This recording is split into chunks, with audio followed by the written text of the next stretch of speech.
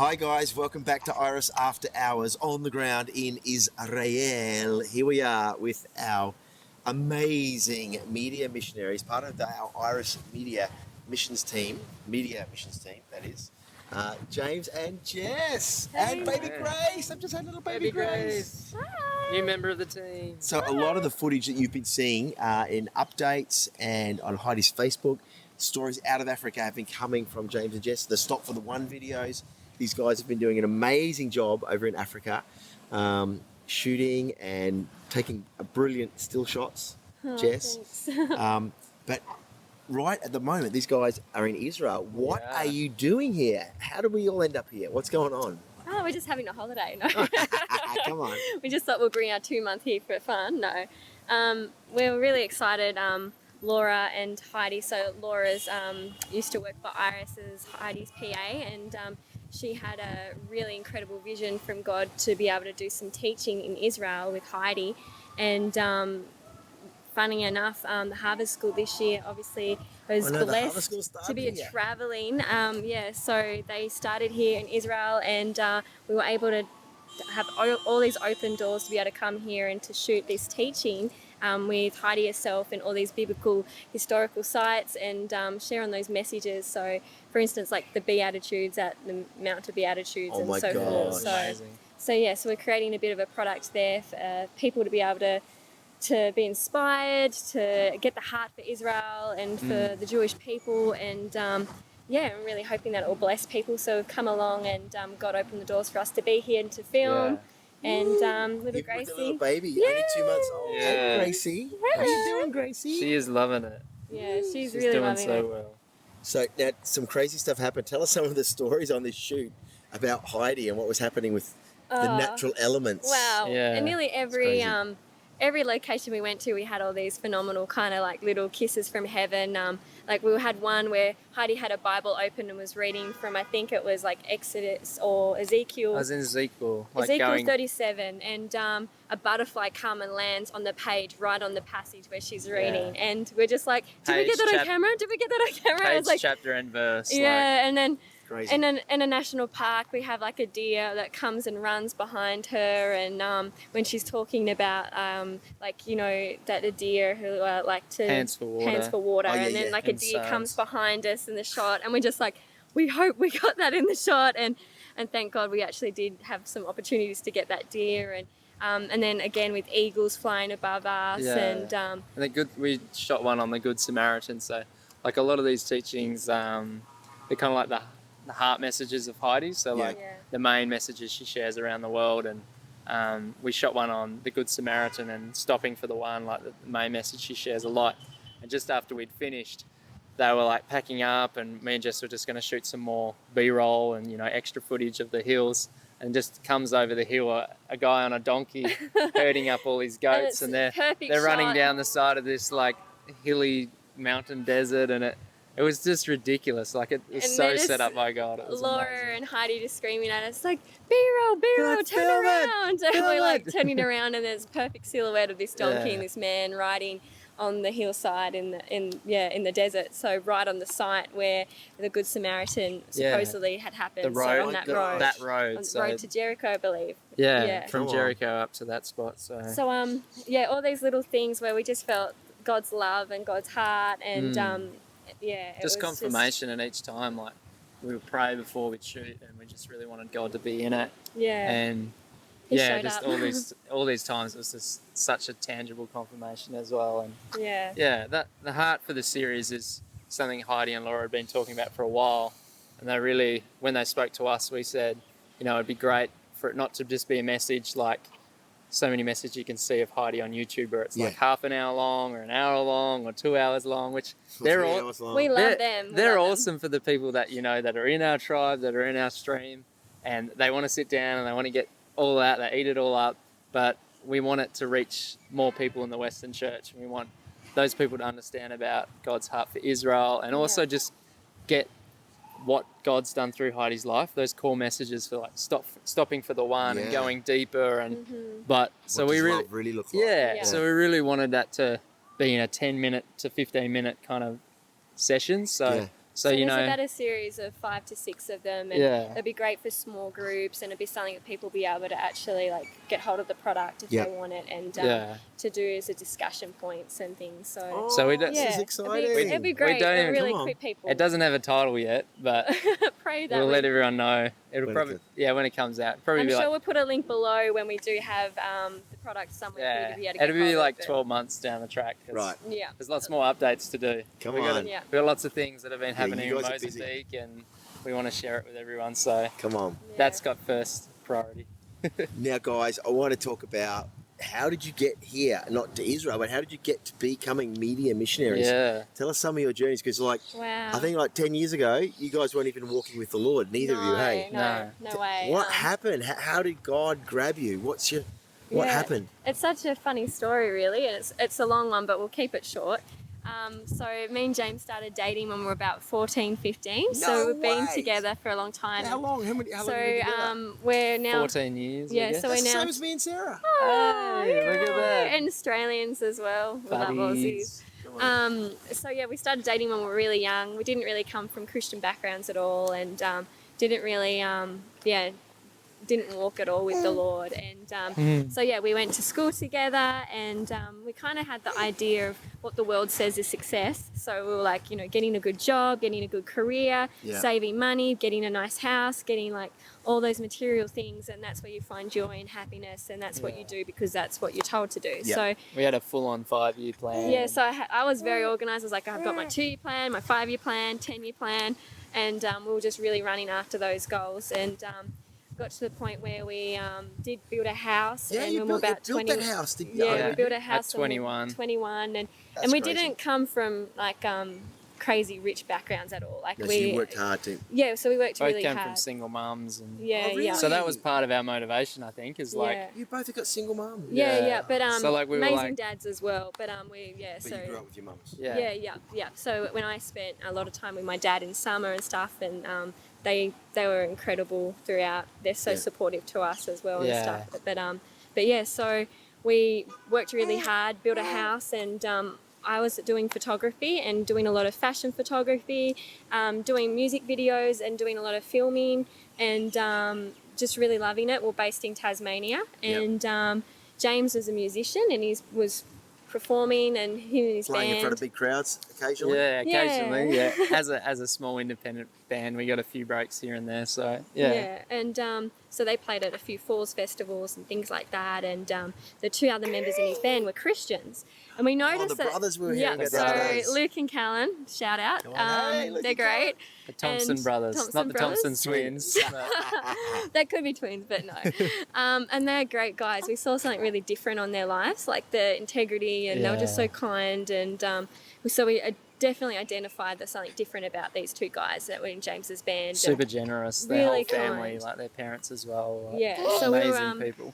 So we were in the band with them, and not long after building our house, James's band got picked up to go to California. So Come on. a producer who worked with like the Red Hot Chili Peppers, and was it Prince, Tool? Did this band Tool? They're like progressive metal, so she kind of like unearthed them as a band, and so like more the alternative stream, but she worked with like Johnny Cash and just all the legends over the years as well. So Hey, Gracie. do you want to swap?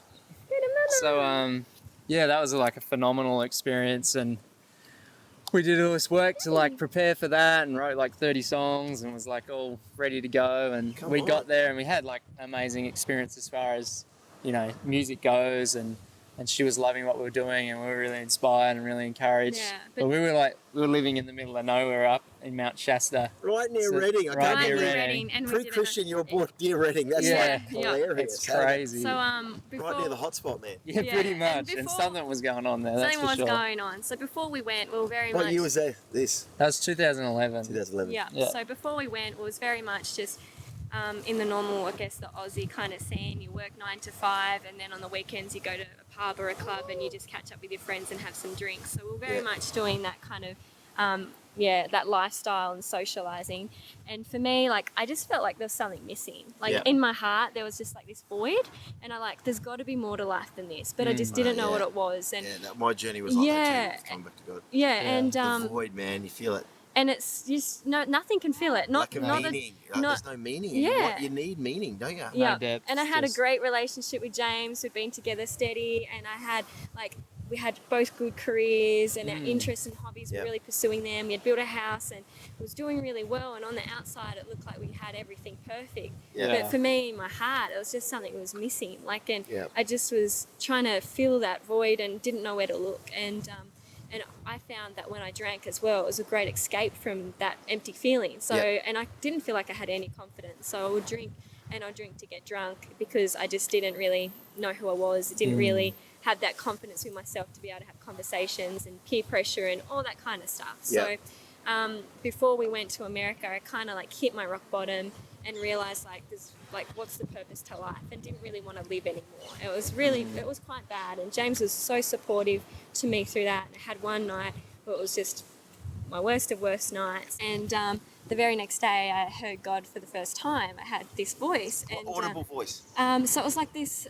It was hard to explain. It was like an inner voice, but it wasn't my own, and it felt comfortable, and it didn't feel foreign, but it wasn't my thoughts. It was so bizarre, and it wasn't going to church. And what I didn't know was that the two guys in our band, one of the guys, his girlfriend who was going to church, they'd been praying for us. So they'd put us on this prayer list to be praying for us, had no idea. In their cell group, there was this group of girls and they'd all been praying for Jess. And so I had no idea. And So I heard this voice and it said to me, "You believe in me, but you know nothing about me." And I just got wrecked. And I was just, because if I did pick a God, it would have been Jesus, because we were taught about the Christmas stories and Easter. And so I thought he seemed like a good egg. he's the good egg, Jesus. And he's so much better than I could ever imagine. So at that time, that voice was right. I knew nothing about him. I never had read the Bible, had never really pursued God or seek God, and I had this feeling that I had to get my hands on a Bible, this overwhelming desire that I can't live this life and not read the Bible and not figure it out for myself if I believe or not. And so I said to James, "Hey, honey, can you please go get me a Bible?" And he's like, "A Bible? Are you serious?" Strange request. Yeah, it was really strange. And I was like, yeah, a Bible. And I had so much shame and guilt and stuff because pride and stuff like that. And a lot of pride. And I was just not in a good place. And he goes, "Yeah, I'll go get you a Bible. Do you want to come with me?" And I'm like, "Hell no, you're not going to see me in a Christian bookshop." I was just like, "No, I don't want. What happens if someone sees me in there?" I was so hilarious. And now I work for missions and love the Lord and would do anything for Jesus. So it's so funny how he just totally renews your heart and any insecurities, because I just had so many insecurities. So James goes... And I had no problem going into this book. My mum was a Christian growing up, so I'd go to church every now and then. And she'd been praying for us and for me for years, but I hadn't really read the Bible for myself at all, and didn't. I was the same as Jess.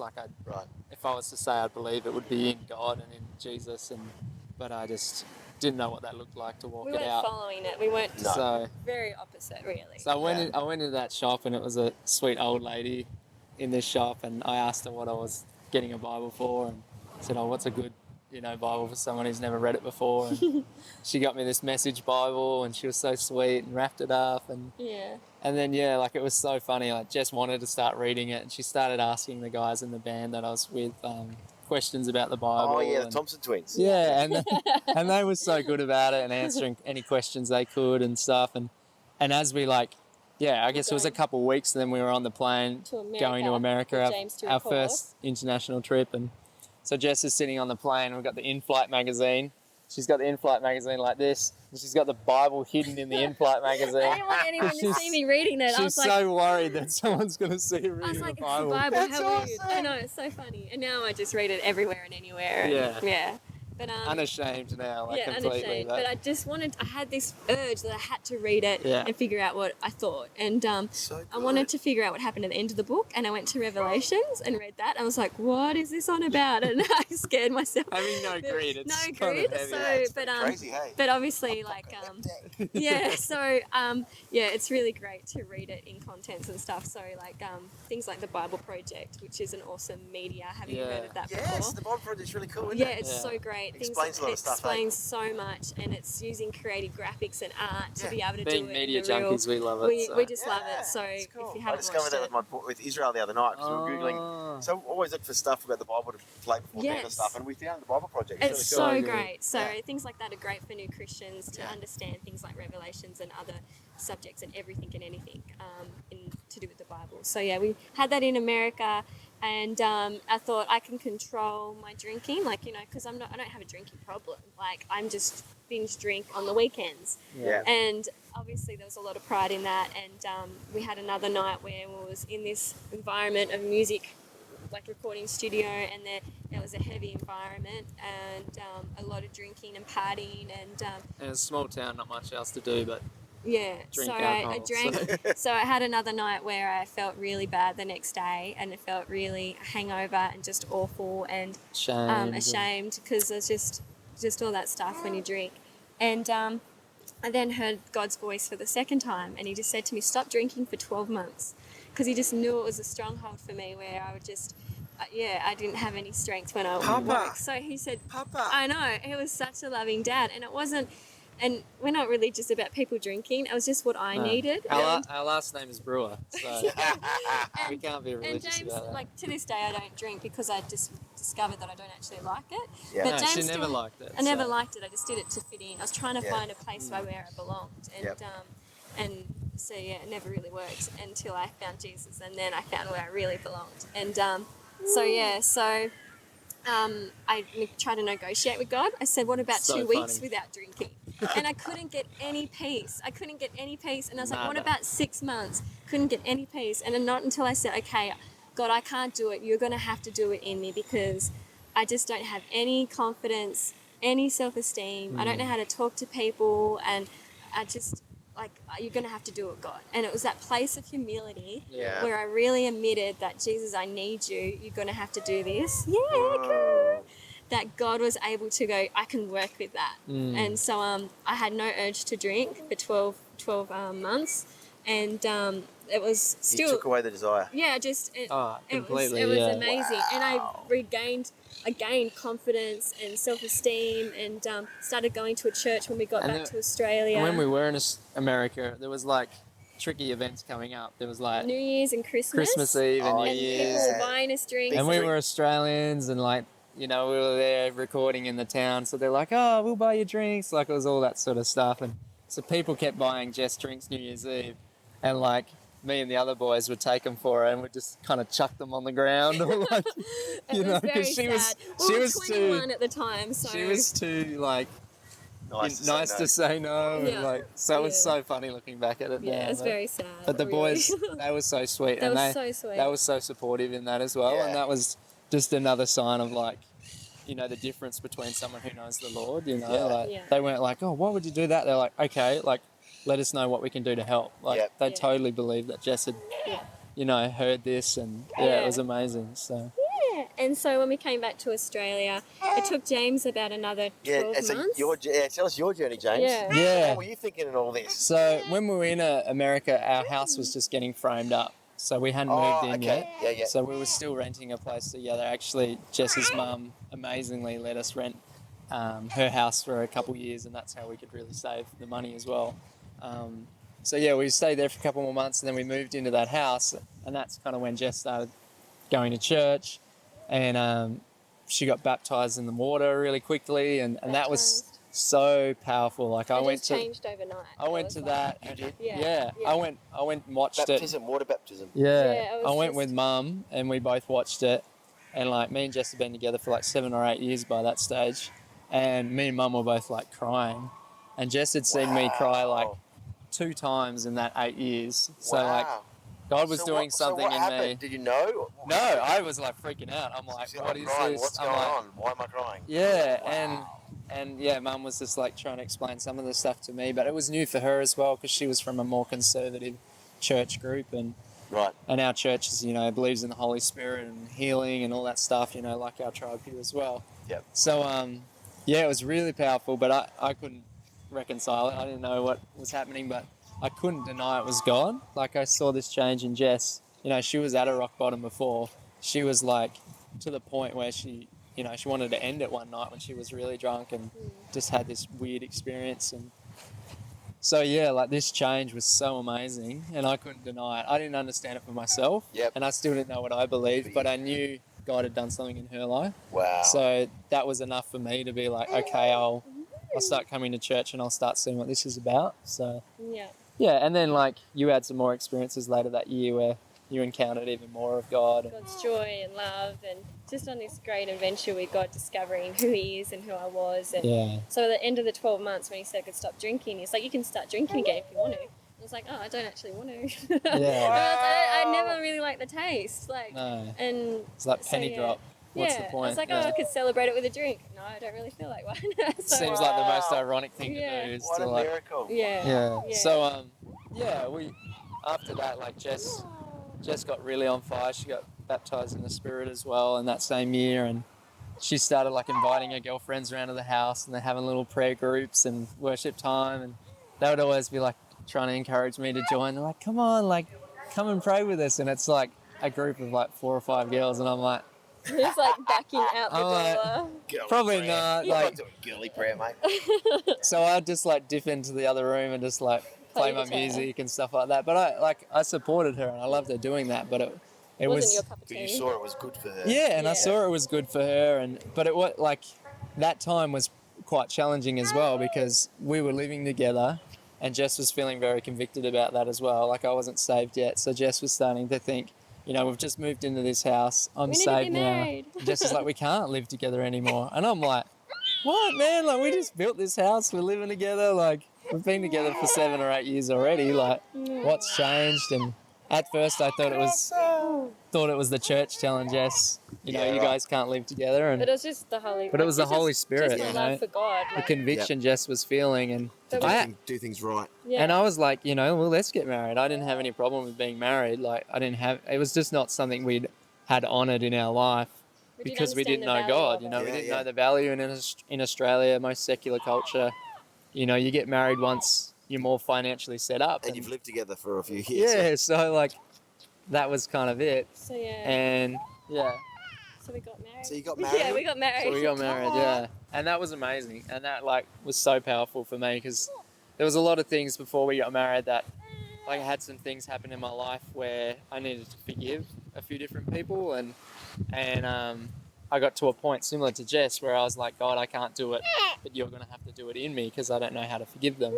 And God did. Like I really felt released from that and I really felt forgiveness for them. And that was all around the time that we got married. So I started to just understand so much more. And I'd been going to church probably for like 18 months at that stage. And, we did some premarital stuff with our pastor and that was amazing. And premarital stuff was more like me just trying to understand the gospel and him answering a lot of questions I had. And we had such a blessed like church family. Like we were so supported and they were so like gracious with us, like trying to figure out how it worked when we'd already lived together and all this stuff. They were amazing. That's awesome. And so we need to get to the unusual part where situation. we got to work for Iris. Yeah. That's such a. So fast forward, like. No, but then tell us the night that really impacted you. Well, this is part of the Iris as well because this is where I was introduced to more like what's our norm now, I guess. So. Yeah, we got married. That was the start of 2014. And then around March, I got baptized in water because I wanted to do it earlier, but a friend of mine, he wasn't in church at the time and he was such a big part of my journey. So I wanted him to be in church for that. Like I really wanted to see it like you'd seen Jess get baptized. Yeah, oh, that's sweet. For us to be together in that. And that was really important to me. So I kind of waited. But that was really powerful, my baptism as well. Cute. Baby cry. This is definitely. Yeah, this is missions on the ground. Yeah. This is sometimes what it looks like. Hey, baby. It's all right. Hello. You want to look at everyone? Say hi. Say God bless. Her name is Grace Joy. So. Yeah, she's got lots of joy today. So in Africa it'll be Grasa Alegria. She's trying to share her story as well. She does want to share a story. So, I got baptized in water in March. And then later on in the year, around the start of August, we had a guy, Clark Taylor, come to our church. Come on, Clark Taylor, amazing. A regular visitor to our church. And we would do kind of like these supernatural conferences at our church. So he was there again, and I'd been serving at church doing sound, so like doing all the mixing and stuff like that, and starting to encounter little bits and pieces of the Holy Spirit through mixing. Like I started to feel these moments where I'm like, this is really cool and all this sort of stuff. So, hey love, it's all right. Oh, sweetie. But yeah. So this night I was mixing. I was at the back of the room by myself, and Your back was really sore. yeah, I'd had this bad back for about 6 months, and I was doing everything I could, like going to people, doctors, and having a standing desk, like doing all this stuff. It was pretty bad. Oh, wow. And I'd been working in an office for probably about 6 years from that stage, and had bad posture. You know, I'm leaning like this at the moment, bad posture again. But so yeah, this guy started praying for some people, and people were getting healed, and people were like encountering the Holy Spirit and being overcome by his presence, and like falling over and all this sort of stuff. And this one guy that I knew that came from a more conservative background, he came up and he was like telling Clark what he was feeling, and like mid-sentence Clark was like, oh, I feel the anointing, prays for this guy, and this guy mid-sentence just like stops talking, loses expression in his face, and just falls over. And I'm like, that guy's not going to fake it. Like this is real, what's going on now. And I knew it was real, but there was still, it just needed more. Like I was just so in my head, like I was really analytical about things. So yeah, the night went on, and then he was praying for healing near the end of the night, and he's like, just lay hands on people around you, because it's the same Spirit in you, not just in me. They can see people set free and healed. And I was like, well, you know, like I've got this sore back, there's no one around me, I'm just going to lay my hand on my back, and just instantly my back got healed. So I was just like so undone by that, and so just like, I don't know what to do with that. And just like, he just blew my mind in a good way, you know, like blew my thoughts just out of the water. So the rest of that night I saw people like flop on the ground and encountering the joy of the Lord and just having a wild time. And I was just laughing my head off as well. I was like, God, this is so funny. Like you come and you touch people and they find joy and they fall on the ground. I don't know what that's about, but it's good. Like I feel that it's good, and I feel that it's you, and you know, I don't have any problem with this anymore. I think this is amazing. And so my heart was really open to that stuff. And you know, and healing can be a really important thing that does that for people. It can really soften a heart. Absolutely, and something you really needed at the time too. I desperately needed it. So desperate need. It was amazing. And Jess had already like convinced me to go to this conference like the month before, so we booked to go to Queensland. And come on. Yeah, that's where you're from, isn't it? Yeah, I'm a Queenslander. Yeah. So banana bender, mate. So it was like August, so it was still pretty hot. What are Tasmanians called? Banana. What are we called? Yeah. Oh, we get called lots of things. No, but, probably not worth mentioning on air. South Australians are crow eaters. We have double heads. They say we have double heads. No, that's not. They call us inbred. Yeah, there's not many nice things they say. But what's the name for Tasmania? Devils? Maybe you're called devils. Yeah, maybe. I'm not sure. Angels, all the convicts, we get called that as well. But so yeah, like the weather was miserable in Tassie at that time, and Jess was like, "Oh, I want to see Todd White," and she was always sending me videos of him at work, like an hour-long video. She's like, "Watch this." I'm like, I can't watch I'm at work. I can't watch an hour-long message while I'm at work. You know, that's not going to work.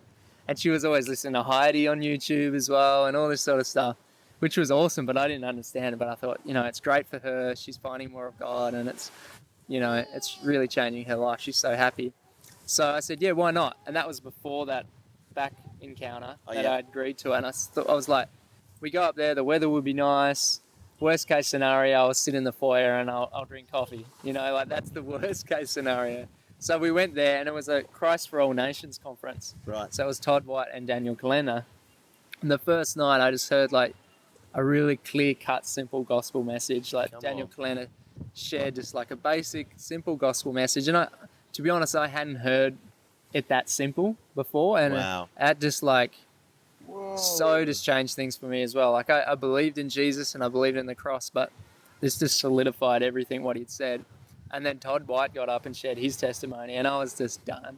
I was just like, yes, God. Like, and Daniel Kalender was like, and it was media stuff as well. Like, I can't forget this part of it. Like, they showed that vision, that helicopter vision of panning across the crowds of millions of people, those big in conferences that they do in Africa and Nigeria and places like yeah, that. And they were saying, you know, the numbers like 7 million people, like, you know, saved and stuff like that, and so many over so many years being saved. And I was like, wow, this is amazing. And seeing people holding up wheelchairs in the crowd, and I was like, this is all real? This is so phenomenal. And Daniel shared about some of that stuff, and while watching that video, like that's where I just really felt really touched and felt like my heart was like completely transformed. Like that's the moment. Like, and I asked like probably a year later, because at that conference I got baptized in the Holy Spirit, but I couldn't really pinpoint when that moment happened, you know, when that transaction was, because, you know, we got prayed for by multiple people. Like Dan laid hands on everyone, Todd did, and other people prayed for me, and lots of amazing encounters on that weekend. But I felt God say to me, that moment you were watching that vision of, you know, the spans of crowds and the wheelchairs being held up, that's when I transformed your heart. Like, that's when you were baptized in the Spirit. And like, it's so crazy to think, because at that point we had no grid for like, we're going to be doing missions or doing media stuff. And for God to use that video to do that in me is so prophetic as well. Isn't it? Oh my gosh. And it's, so that played a big part, and like, and it being Africa as well, like it's just so crazy looking back at it now.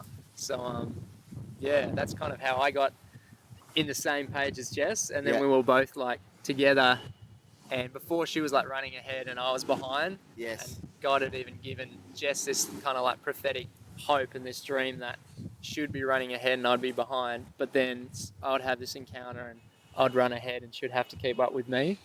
And that was just something she was holding on to before I was saved. Like she gave that, hiding in her heart. Yeah, like Mary. She'd been given that like well before I was saved, like a year or so before I was saved. And within that weekend, that's kind of when that happened. You know, like a couple of weeks after that happened, I'm researching when's Todd coming back to Australia. Like I want to hear him again. There was this conference happening in Melbourne where it was with YWAM, and they were going to do a short missions trip out to rural Victoria where you could like, you know, pray for people on the street and all that sort of stuff. I'm like, this is what it's about. Like, I want to do this. So I was like, Jess, we're doing it. Like, I've booked time off work and everything already. And yeah, Jess was for it. And kind of that vision God had given Jess had started to take place. Like, I was like, let's do this thing. What's my husband doing? Yeah. Dragging me off to serve the Lord. She was so happy about it. And it was so good because we were both on the same path now. And it was just awesome. So yeah, we went there and we had I think it was like a full week outreach, and this church put us up in Echuca, Victoria. Echuca, I've been to Echuca, I'm pretty sure. And some crazy testimonies happened there as well, like where we got to pray for people, saw healings, and it was really, really amazing. And I was just like so pumped up. Like it'd be 12 o'clock at night, we'd had a big day, and everyone's like, let's go to bed. And I'm just like buzzing, I'm like, we should like go down to the pub and pray for people there and all this sort of stuff. And we were like seeing a lot of people that had back problems, like people's legs grow out and stuff like that. So yeah, and lots of other things. This skater kid had a bad chest, and we prayed for him and he got healed, and he got freaked out, so he just like ran off. It was lots of cool encounters. So it was a really fun trip. That's and awesome. we met this guy called Johnny Boy, and they call him Ferret. Actually, similar name to yours. Come on. Squirrel and Ferret. But yeah, he led our outreach, and it was really amazing. He's actually part of Fire Church, that's part of Be Awakened in Australia now. So we actually connected with a bunch of people and heard some amazing testimonies from those guys as well about people being raised from the dead and all this sort of stuff. And some of those guys have been connected with Iris as well. So yeah, it was really cool. How did you from there? So how did it come to Iris? How did Iris get on your grid? So welcome back, Jesse. Hi, I've just sneaked back in now. I've kind of got her settled. This is Iris, and we love her. And so yeah, we when James got on board, I felt this desire in our heart to travel, but I didn't really know what it looked like to seek God, because it's like we just spent so many years not knowing the Lord, and we just wanted to do whatever we could to find him. It's kind of like that verse that talks about the man who found the treasure in the field, and he sold everything to get that that field. Yeah. So we just decided that we decided to put our house on the market. We felt God like giving us the okay, and we wanted to just put it on the market and see what would happen. And with that time, we organised to get my passport sorted and changed into my new married name. Yep. And in faith, because we were still paying a mortgage, so we didn't really have spare cash to travel, but we just did that anyway. And that week that I had got my passport you organised, felt stirred to do it. Yeah, I felt the Lord say to do felt it. You need to do it quickly. Yeah. And I went to church that Sunday, and someone gave us $8,000 to go to India on a mission trip. So we went to India for 2 weeks. Wow. Got totally undone, So wrecked and by it. so India's the amazing. revelation of how little love we had in our hearts, and how much love and need of love there is in the world, like, and how big God's heart is for the lost and the broken, and that really stirred us and made us realize, wow, the selfishness that we had, that was totally wiped out, and it gave us a bigger perspective. And totally recommend anyone to do a mission trip at some time in their life, just to have that, even small even if you're not trips, called, just to be able to get that eye-opening experience, God's heart for the love and God's heart for the lost. And so we went there and came back. Our house, we had 2 offers on our house, so we sold our house. And there was more of me losing the plot as well. Yeah, so like we really did. That thing of me running ahead started to happen James more was and like, more. we don't need to make heaps of profit from the house. We'll just put it down so we it dropped really... like $40,000 off the asking price. Because he's like, let's just sell it. I'm like, we got to get rid of it. Like we just it kind of represented to us we had that everything. trip, and we need to go. Like we need to do something. Like we can't be hanging around and tied down. So yeah, and it Jess is represented, like, really? It represented everything that we'd done to strive, like every so every dream and desire that was And it wasn't religious at all. It was total like our own conviction. Own choice. Own choice and an offering. So good. So we put it on the market to sell, and then we're like, okay, God, we can go. Where do you want us to go? And he said, stay and wait 12 months. Yeah. So we're like, and the house sold like 2 days after we dropped the price. And so we're like, what are we going to do? So we rented a house in an area that isn't, it's like a low social economic area. Kind of area. Like some, housing development. It was a good area of that area, but it was still it was on the fringe, On the fringe. And we just said to God, there must be need here. Like, we've seen so much need in India.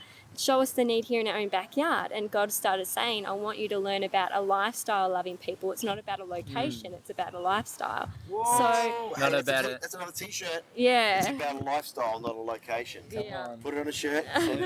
Send it to me. So James had this experience at a barber's where they were talking about some when I people. used to get my hair cut. It doesn't anymore. And we love it.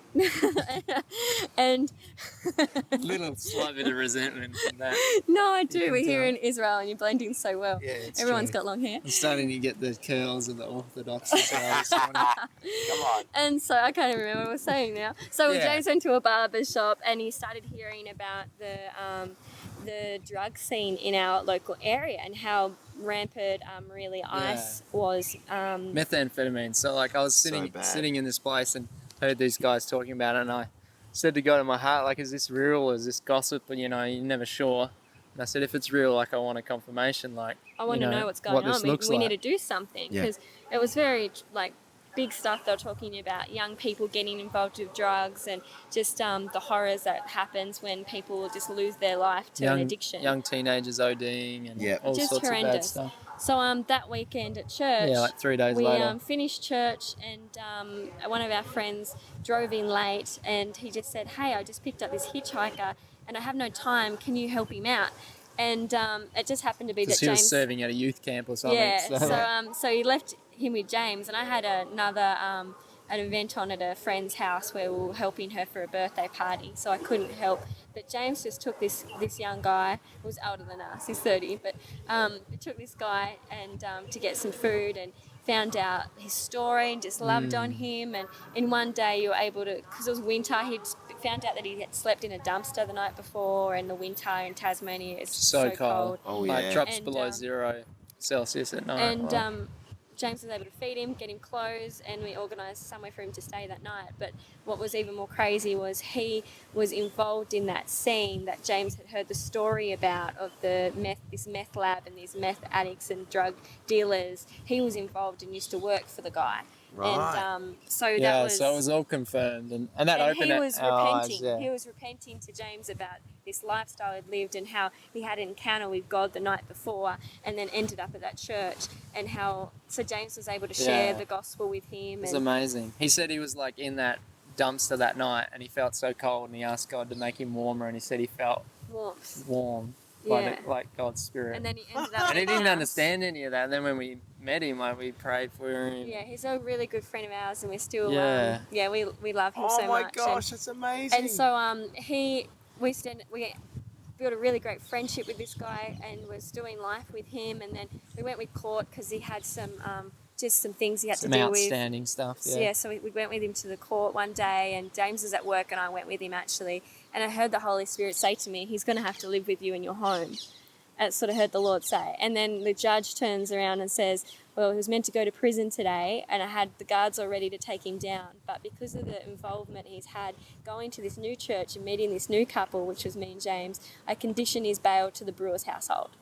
Oh my God, Without even asking us, and like the lawyer turns around and looks at me. He's like, "Is that okay?" Like, because I could object. Yeah. But Oh, sweetie, she's woken up.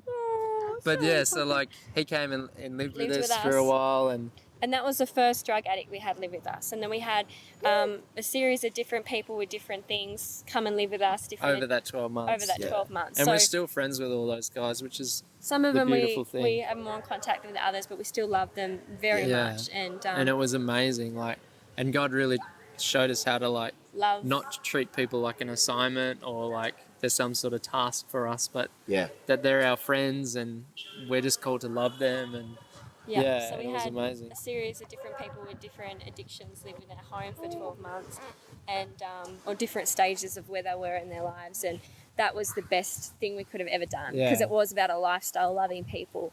And doing it in your home is completely different than doing it on the street and saying, "See you later," and then you got somewhere else to go. We lived in a tiny little unit, and they didn't pay rent. We just cooked them food and loved on them, and it was a very incredible experience. It's funny too because we just read Jackie Pullinger's book. Oh yeah, so Chasing the Dragon. Which is about overcoming people addicted to opium. Yeah, praying in tongues over people, and we'd seen that with some of these guys. They would like been on the drugs and they were high, and we'd pray and they'd come down straight away. And none of them could deny that they had it. Like they all had experiences with God. One of them had this crazy experience where he got baptized in the Spirit, and he'd been like on the stuff the night before and still sort of feeling pretty awful, but he wanted us to come and pray with him. And so he had a bad back. A friend of ours who had done Harvest School, who'd actually talked to us about doing Harvest School, he was the guy that found him and brought him to us. So he was an ex-Harvest School student.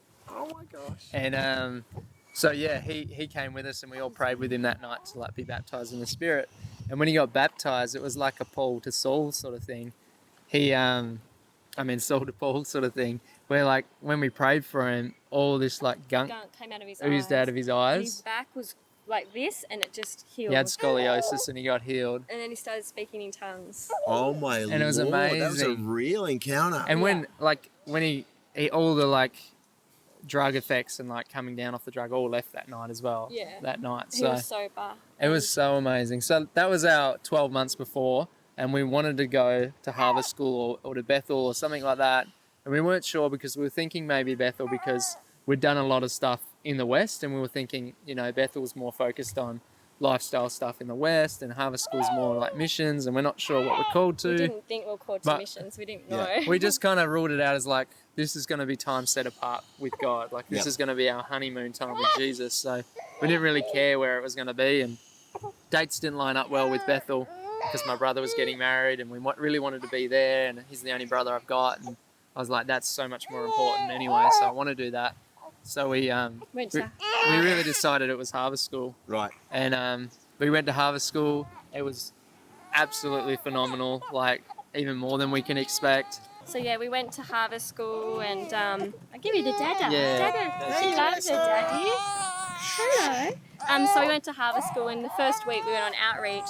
And we were part of the group where there was a young boy, which is another story which we can't get into, but a young boy had passed away, and we were able to witness a crazy, incredible miracle which we wouldn't have believed unless we were there. And it was a young boy who died, and he was prayed for, and Jesus rose him back to life. That was when I was there. So that just happened when we arrived. There's so much to that story, and maybe we can talk about it again another time. Have we done the update on that yet? I don't think we It's have. been filmed. But It's been filmed. I just we went need to back edit this it. year. Watch out, you're going to see that Yeah, we story went back coming this very year. soon on the Iris updates. Yeah, we went back this year and met the family again and the boy, and it's just incredible to see that. And that's my gosh. And now you're So, yeah. media missionaries Yeah. on And the ground in Africa, on the ground in Israel at the moment. yeah, and so after that, James was feeling like we're really called to come back to Pemba. I wasn't too sure because I wanted to be in Pemba, but I thought it was too good to be true.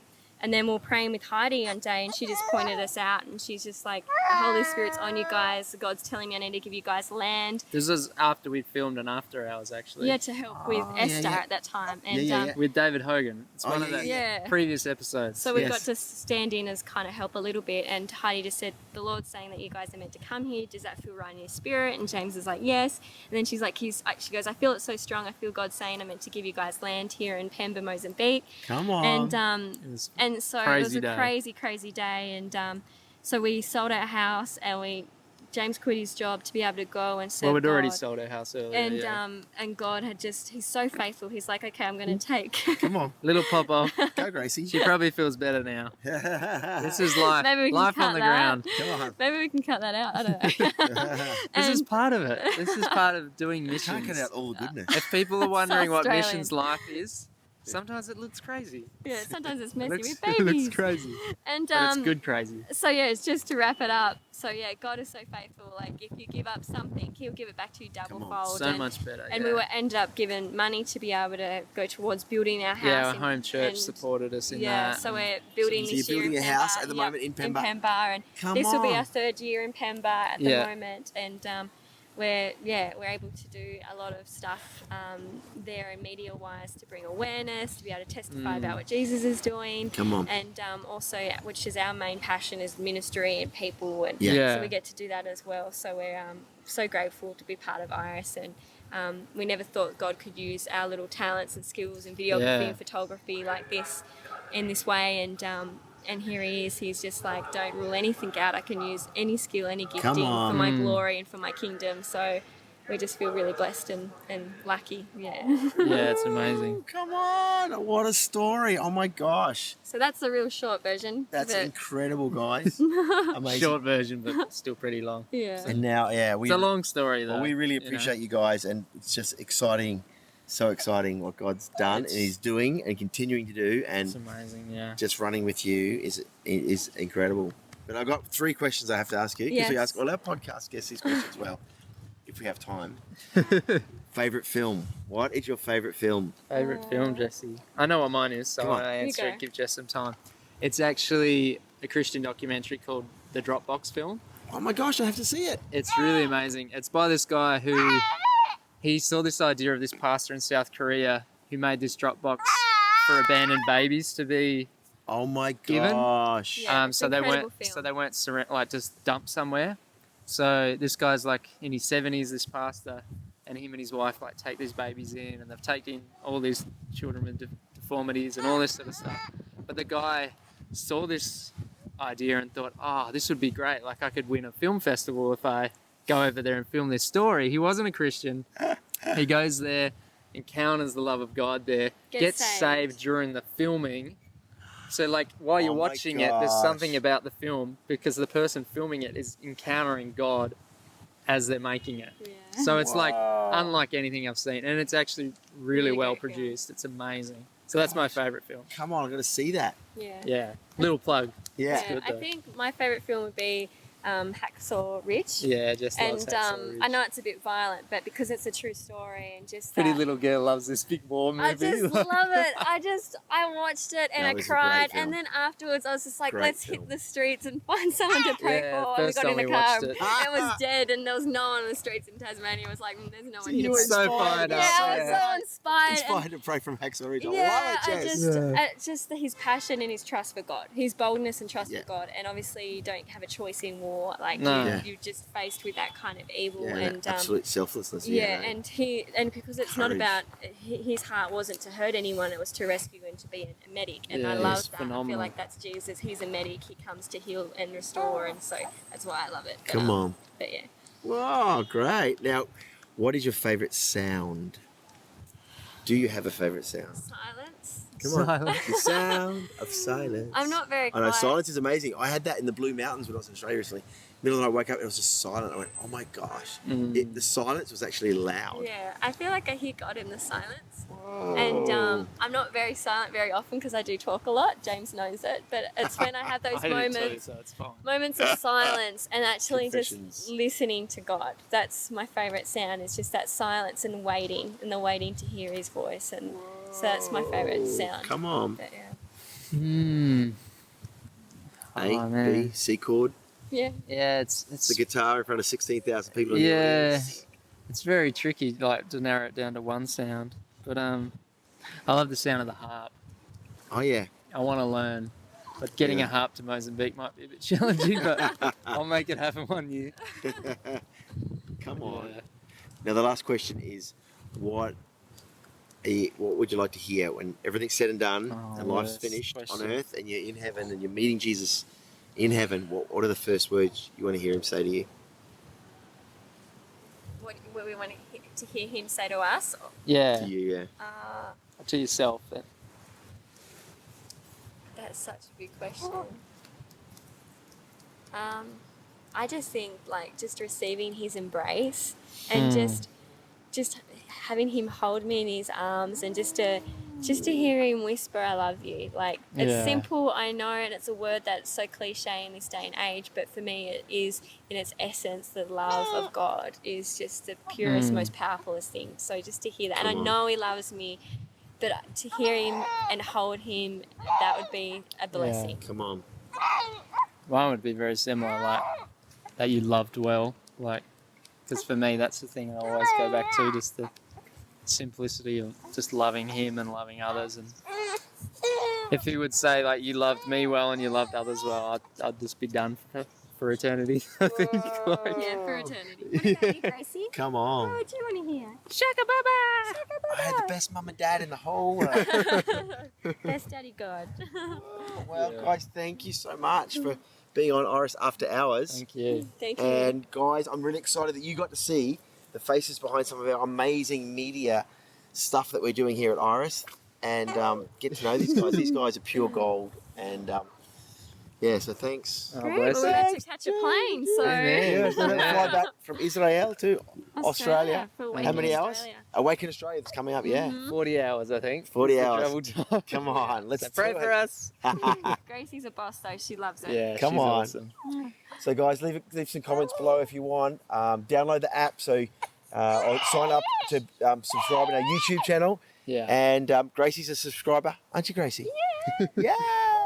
And we'll see you next time somewhere else in Israel on Iris After Hours. Ciao. Amen. Ciao. This podcast is presented by Iris Global. For more information or to support the work of Iris Global, please visit us online at irisglobal.org.